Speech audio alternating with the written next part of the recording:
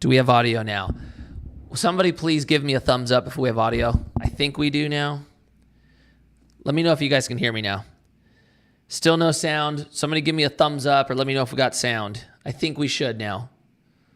Do we? Can you guys hear me now? I got a Sunday, Monday, Mikey days. I need some comments. Can we hear me now? I heard a little something. We got... Yep. Okay, we did it. We did it. Here we go. Sorry about the delay, but we're here now. What's going on? How is everybody? What I was saying in the beginning.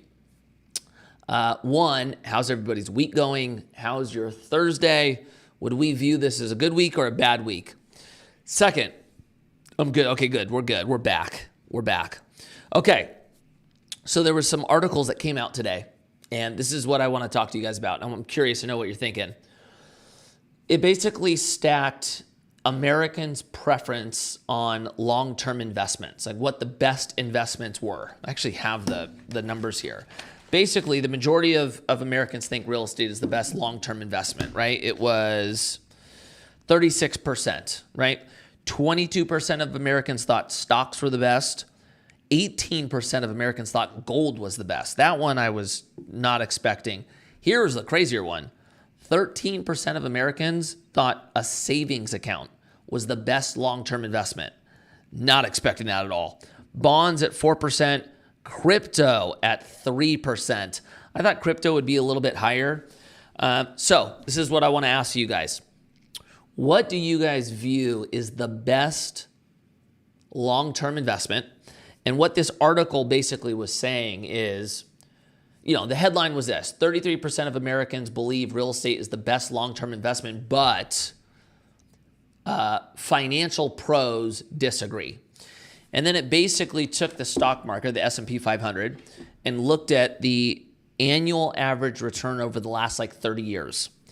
And then they basically compared that to home ownership, or the home appreciation, or the how much homes have appreciated on the residential owner occupied or primary residence side over the last 30 years. And the S&P 500 beat it. But my whole point was, most of us don't view that as an investment. Real estate, I think owning a home is great, but when we're thinking about real estate investments, we're thinking about rental properties, commercial real estate, basically private offerings or alternative investments.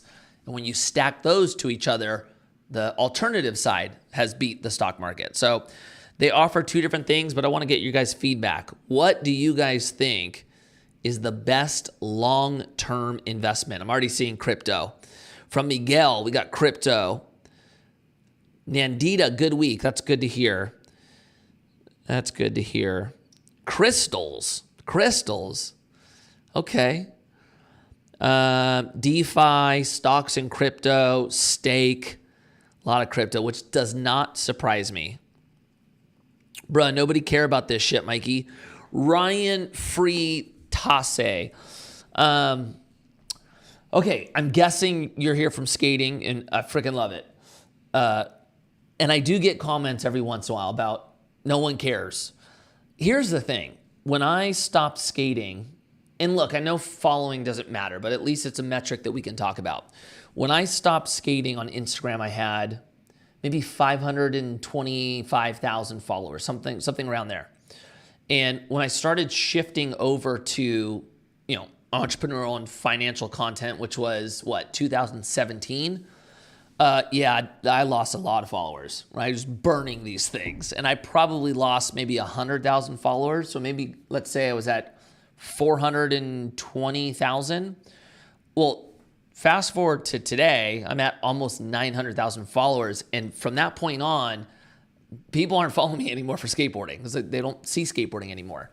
And then when you look at my other platforms, let's say TikTok, I think I have 800,000 followers on TikTok. There has never been skate content. It was always posts. So I think I do have a lot of followers that are, if I were to basically break down my followers, I think now the majority of them are here for what I'm doing now. I think there's a good chunk of skaters that are actually interested in what I'm doing. And then I think there's a lot of skaters that still follow me, but are not into this Maybe like the algorithm just hasn't showed them my content in years, or they're just like hoping I stop it with this and start skating again. But the bro, nobody cares, I don't think that's accurate anymore, big dog. I think for a time. All right, let's see a switch heel. He's on your side. I got that one. Best long investment. Crypto. There's a lot of crypto in here, which I'm not mad at. Properly supply and demand, or investing into a product that will grow. I love that. Ethical. Crypto and stocks, dividend stocks. I could be 99 years old and collect my dividends, never have to worry about a property, okay? So far, I would say most of you guys are not real estate. I would say so far, it's majority crypto. Stocks are simpler to understand than real estate for the average person. So Joey Cricks, do you think so? Because I understand that access to the stock market is easier, 100%. But do you think most people understand the stock market? That's what I'm curious about. I don't know if they do, actually. Nicholas, crypto, a lot of crypto. Real estate, you can't live in stocks. That's true. What's your opinion, Mikey? Okay, my opinion is, well, okay, you have to start with there's pros and cons to both of them, like anything, right? If we're looking at the cons, I would say if we're starting at the stock market, one, if you're investing in something like the S&P 500, the majority of growth that's happening in the stock market is not in that bucket of companies. It's like 5 companies are driving the value up, and the majority of the rest are kind of failing. So I don't look at that as a pro. I look at that as a con. The market is volatile. So something that comes out today, some news breaks, you are experiencing a price reduction like instantly. So it swings more. I would say it's easier to inflate the price of the stock market. So sometimes it feels like it makes no sense. Like almost like the market is no longer tied to the actual fundamentals. That's hard. That doesn't happen as much in real estate. It can. We're in a moment right now where debt and cap rates are off kilted. But I think those are probably some of the cons with the stock market. With real estate, one, it's illiquid. Like you cannot sell at any time. You can't pull your cash out in an emergency quick. So it's an illiquid investment. The barrier to entry is higher. Like, nothing's stopping any of us from investing $50 in the market right now. But usually you need, a lot more than that to invest in real estate. So I would say those are probably the cons. For me personally, I like real estate better, but you guys know this. I've built a whole business around it. Why I like real estate better? I would say one, I like a physical, tangible asset. I don't know if that really means you're going to see a bigger return, but there's something about that I've always found comfort in. I like that real estate is really based on the fundamentals, right? How much revenue is coming in?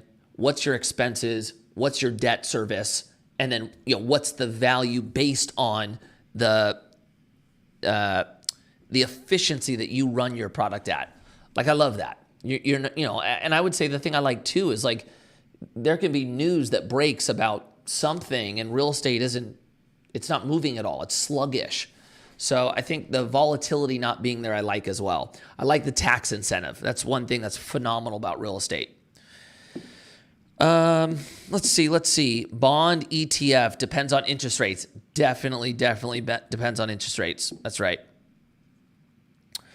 Hang on.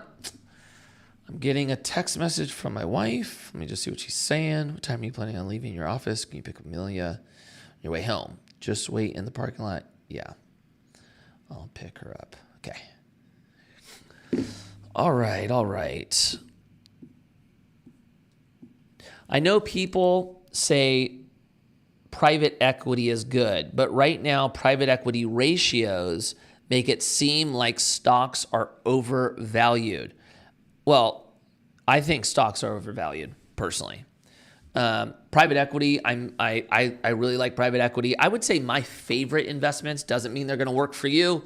There's no one size fits all, but I like private real estate. I like private equity. I like private credit. I'm starting to really like real estate, property, but like the tech side of it. Creating tech to manage real estate, I think is really cool. Hey, Mike, I'm trying to grow a personal brand amongst music. I need some equipment and want to know if it would be more wise to take out a loan or save and spend. Justin Reyes. I would say when it comes to a personal brand, I would probably save and then spend, only because with a personal brand, it takes longer to start making money. When you think about a personal brand, there's two ways for you to make money. You're going to monetize your actual content, or you're going to use your personal brand to basically do deals with other people or sell a product or service that you have. It takes time to do it. And so if you take out a loan to buy equipment, you're expecting the revenue from the personal brand to pay it off. Just expect it to take time. Usually people think they're going to build a personal brand, start making money within 6 months.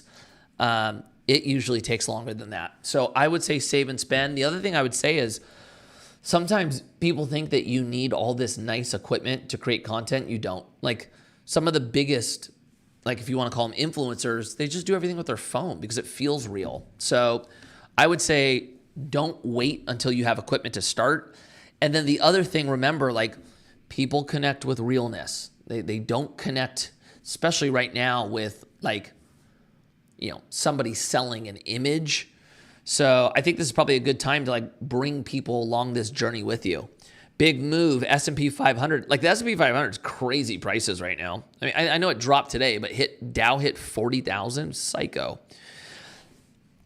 As I'm younger, this is from SAD, should I go into stocks or more volatile financial instruments? Or should I get a retirement plan or invest in ETFs? Okay, so SAD, for me, the approach I took when I was young, I was putting money in IRAs. I wanted some tax help for long-term vehicles. When I was investing in the stock market, for me, dude, it was always funds. Like ETFs or the index. I didn't put a lot of money into individual stocks.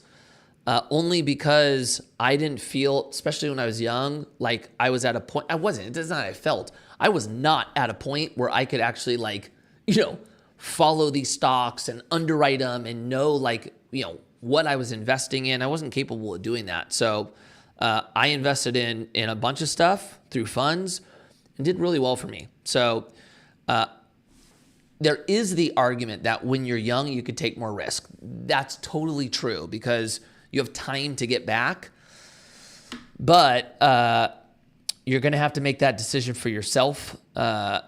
Me looking back, if I could change anything, I was probably too conservative when I was young, like 18, 19, 20. I was investing like I was 50. I don't think you need to do that, but it took me time to figure it out. Check out some of the crypto ETFs that are based on futures. The dividends are insane. Not for everyone, but if you believe in crypto for long term, it's juicy. Feel that. What produces more millionaires? Stock market or real estate? Joey Cricks. Real estate produces more millionaires. Produces a lot of millionaires. But the majority of billionaires are created not by the stock market, but by building business. Mikey, how to have a good financial status in life without spending less? Like for startup businesses. Nandita, how to have a good financial status in life without spending less? You gotta make more money. I know we get I tend to get really, I try to make things really simple. when you really break it down to the core, we have two options: make more or spend less. That's it. And what I will say is it's easier to make an extra $10,000 a year than it is to save $10,000 a year. That is for sure. And so I would probably start with that. What are things you can do to make more money? But I got to say this, like, the magic happens when you make more money and don't spend more. Like, that's where you start really capitalizing, especially when you're young.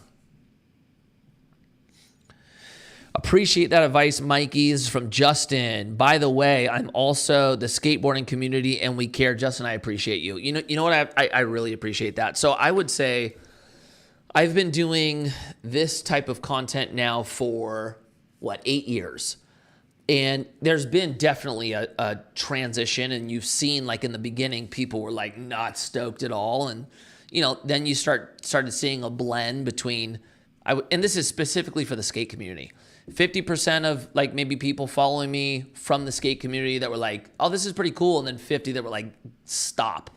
Now I would say it's probably 90-10 or 95-5. I think just that large bucket, they just started unfollowing me.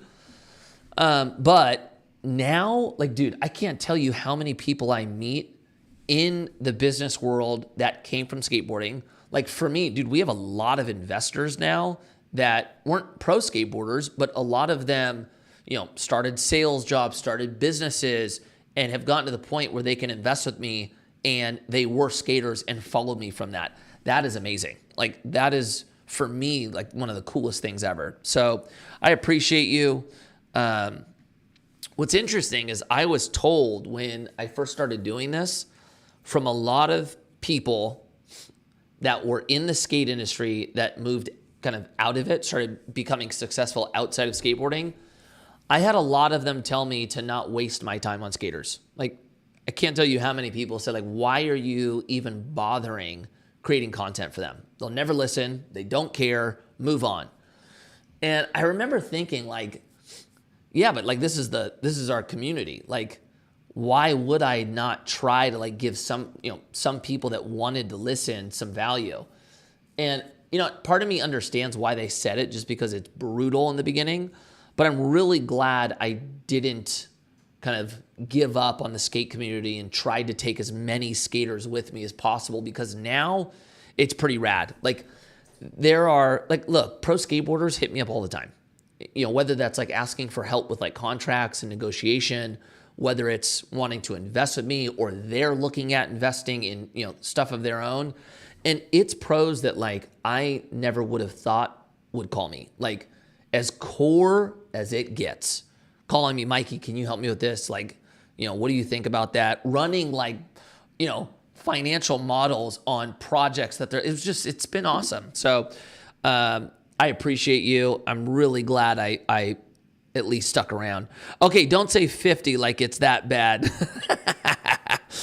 Can you invest in real estate with a small amount of money besides REITs? Wise Mateo. Yeah, you can. You totally can. I would say your options to invest in real estate without a ton of money are, one, if you want to do it yourself, there are markets out there where real estate is not that expensive yet. And when you look at, like, the debt market and what you can do as a first-time home buyer, you're not talking about a ton of money down, right? So, like, are there homes out there that you can invest in that, you could get for $100,000? There are. On an FHA loan, you're putting 3.5% down. You could save $3,500 to make that investment. Now, there's going to be other costs tied to it, but yes, you can invest in markets where the price isn't crazy. The other options, there's platforms that allow you to invest with real estate investors through what's called a Regulation A+ offering. Usually those minimums are really low, and it allows you to invest in real estate. Fundrise, CrowdStreet, like, those are marketplaces that you definitely can invest for not as much as, like, what it would cost to invest with me. Life insurance is one of the top millionaire markers, but it's not fun. I know from experience. Yeah, I would say life insurance. how could I say this? I have a lot of friends that are in life insurance. What gives life insurance a bad rep, I believe, is because the margin is so big for the people who sell it, they sell it to people that should never have a life insurance policy. Like, depending on what you make, most people that invest in a life insurance policy, like a, IUL or, whole life, like, you don't need it. You don't need it in the way that you think. It just doesn't really come into effect until you start making a lot of money. You can definitely make the case that when you're making a lot of money, or you're looking at selling a business, there is a way to use an insurance product as a vehicle to borrow from. So there's a tax deferral strategy, but for most people, it makes no sense, I don't think. There's the old saying, it takes money to make more. Nicholas Brown, you know what? I don't disagree with you. Like, if you have money, it is easier to make money on your money, of course. But this is one thing that I think we forget, and it's because, oh my gosh, that's one thing I got to talk about. Don't let me forget to talk about this new financial literacy bill on the ballot in California. But anyway, this is one thing that we're not taught in school. Most people don't know this. And so we believe that if you don't have money, you can never participate in things like real estate or venture, private equity, any of that. But the truth is, you can. You just have to spend time educating yourself so that you can be the one that's going out and finding the opportunity, right? Because, it's another thing they don't tell us, investors don't want to do the work anymore. They don't want to buy properties. They don't want to underwrite them. They don't want to get the financing. They don't want to manage it. They want to make money without working. They don't want to sacrifice time anymore, which means they're always looking for opportunity. And so if you can find opportunity for them, I'm telling you, there are investors out there where you can use their money to go basically put it into an opportunity that you're managing. And because of that, you get to take some fees and you get to participate in the equity of the entity. Now, in the beginning, it might not be that big, but you can absolutely do it without money. You just have to be sweat equity, ultimately. Here's one. I just heard this yesterday. Now, I have not looked into it. So at this point, this is just something I heard, that on the November ballot for California, there's going to be a vote to make it so that financial literacy is taught in schools in California. And what I heard is the opposition is coming from the teachers union. This is what I heard. And the teachers union doesn't want people voting on what goes into the school system. I think like the teachers association wants to basically put what goes in there. And like part of me kind of can give that some grace, because like when you're thinking of, because I'm on city council, the city, then county, then state kind of layers to it. We don't want the state telling us how to run the city. Like we feel like we know the city better than the state knows the city. But I mean, for something like financial literacy, you guys have had forever to start teaching kids about money. Forever. The fact that you haven't yet is, I mean, it's just like straight up irresponsible. And so like for you to complain that there's about to be a measure on the ballot to force you to teach, nope, sorry. You guys had all the time in the world to start doing this. The fact that you didn't is crazy. Now, I will hedge and say I have not looked into this yet. So I'm just going and ripping off what I heard. I definitely need to look into it. But that's, if I look into it and it is what it is, I'll be voting for that for sure.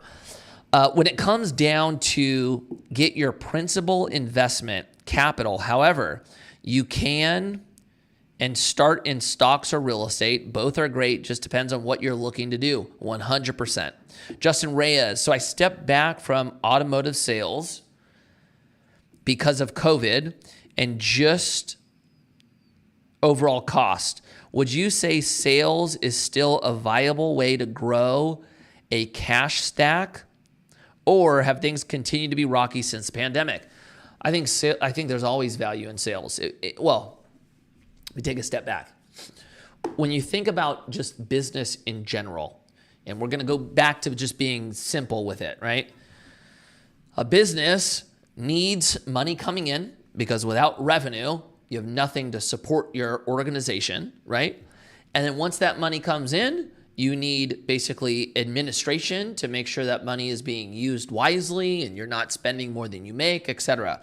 But without money coming in, there's no growth and potential death that can happen from that organization.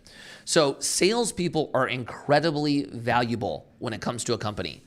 Now, when you talk about upside, there's more upside in sales than anything. I mean, you eat what you kill, so you don't get like maybe the stability or comfort that, a lot of people want, but you can make a lot of money in sales, 100%. Yeah, that's yes. And to tell you the truth, I think that's something that like most of us have like a bad taste in our mouth with people who sell stuff because we just feel like we're constantly being sold. But when you think about it, like sales is something we all need to be good at because you're constantly selling every day, right? If you're married, you are in a constant negotiation with your wife or your husband, with your kids, with your friends. Like, learning how to communicate well and sell, I think, is a very, very valuable skill. All right, Dominic. What's up, Mikey? South African working in the U.S. to save money because it's a dream to invest in real estate and storage. Recommendations on starting. Okay, so Dominic, there's two ways you can go. You can either, kind of what we were talking about earlier, learn how real estate works and start finding deals.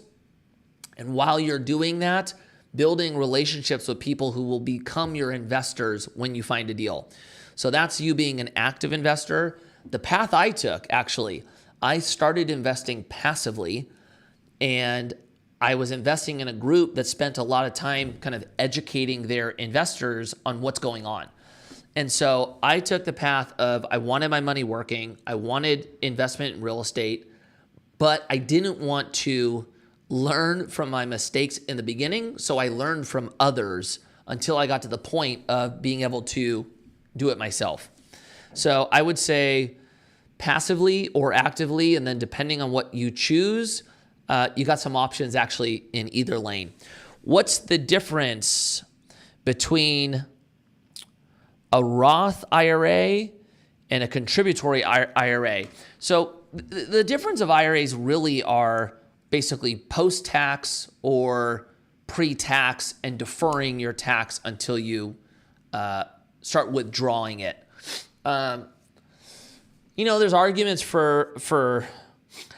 there's an argument for each option. I think if you start at like the 401k, which is a tax deferral, or you're pushing your tax bill down the road. The thing that most people like about a 401k is there's usually an employer match, and that's like a guaranteed 100% return that you can't get anywhere else. So a lot of people like that. When you're contributing to a 401k or your traditional IRAs, you get to deduct the contribution, so you get a little bit of help on what you're actually taxed on that year from a income standpoint. The Roth IRA, I personally liked the best back in the day because, one, I liked the idea that I was paying taxes now, and then everything that I was going to make was tax-free. So there was no like future variable on what I'd be taxed. You get a little bit more flexibility, I think, of what you can invest in with a Roth IRA. But the challenge with the Roth IRA, it's capped. You can only put, what's the limit this year? Is the limit $6,500 this year, or is this year $7,000? The limit's small. And so that's kind of one of the challenges. Advice on recovering after commercial landlord settlement. Yeah, so recovering from whether it's a settlement, it's a loss, it's a firing, it's all kind of the same. So I'll tell you how I go through recovery. I start by, well, I guess there's different stages of it, right? You're going to go through probably initially like panic and like, at first you're going to feel like, okay, I'm screwed. Like, what do I do? What I would say is for anybody that's just going through this in the moment, it will get better. So always focus on where you're headed. Don't ever focus on the moment you're in and think that you're going to be in that moment forever. It's a really important thing to do. What do you do from that point? I usually try to start with like what I learned from the situation. Like, map out the whole thing. What got you there? And then, the decisions you made once you were in that situation, and try to like do your, let's call it, due diligence on all the things that you did wrong that you can learn from so that you don't make that same mistake in the future. So use this as a learning opportunity and then start building back. And it's going to be slow in the beginning. I think probably the most important thing to do is just protect your mind. Make sure you are not telling yourself that this is over, that I'm doomed, that I'm never going to climb out of that. You got to really work on not creating a jail for your future self. This is really easy to do. So focus on where you're headed, encourage yourself freaking daily, and just start clawing back. And you will get to a point where you will look back and two things are going to happen. One, you're going to become stronger. Like anytime you're in a shitty situation where you have to recover from and you actually take the time to figure out what you did wrong and learn from it, you're stronger from that. Two, it builds a type of resilience that is very comforting because once you start making it through shitty situations, the next things that are going to happen in your life don't rattle you the same way. It's almost like your outlook changes because you know you can get through tough times. And then I would say the third, I said the good things that are going to happen. You're going to build resilience. You're going to become better. Maybe that's the two. No, I think I had a third. Now I'm blanking on what I was going to say. Train of thought just went out the window. The good things from adversity and challenge. Yeah, let's just say this. You're going to learn from it, so you're going to become stronger. It's going to become resilient. You're going to build a resilience. It's just unstoppable. I asked you about marketing the skate shop, and you told me that the rebound was very high on Instagram advertisement, and you were right. It helped a lot, so very thankful for the information. Support 7 local. I'm so glad you tapped into that, my man. Actually, what's crazy is Instagram advertisement right now, TikTok, YouTube, they're all starting to see really big returns from it. That's something that we're doing with our company as well, and it's been great. So I'm stoked you tapped in. Oh yeah, and invest in an HSA. I'm already running into medical stuff, and I'm young. Yeah, that can give you a little bit of help as well. All right, let's see. 5. Okay, you know what? Let's do a couple more questions, and then I'm going to have to take off and go grab my daughter. Okay, when you look at the legality of banks loaning money, it's actually not legit. You can't pay a debt with a debt. Also, if you take money and put it into a life insurance policy, index universal, you can. Well, you can pay debt with debt. It just depends on, in real estate, we do that all the time. We pay off one loan with another one. Oh, hang on one sec. Yo. Yeah, hang on. All right. Okay, my business partner locked himself out of the office, so I'm going to go grab him. Thank you guys all for hanging with me. It's been a while since we've done a live, so let's start doing more of these. And the other thing I'm going to say, if you guys aren't subscribed to the podcast, I would love it if you could subscribe. We're on Apple. We're on Spotify. If you're not following me on YouTube, I'm starting to put out a lot more long-form content on YouTube. If you guys could subscribe to the podcast or the YouTube, I would be so stoked on that. Life with Mikey. I interviewed somebody, I don't want to give it away, last week. It is going to be freaking phenomenal. It's one of the best interviews we've done. Thank you guys. Love you all. I will see you guys soon.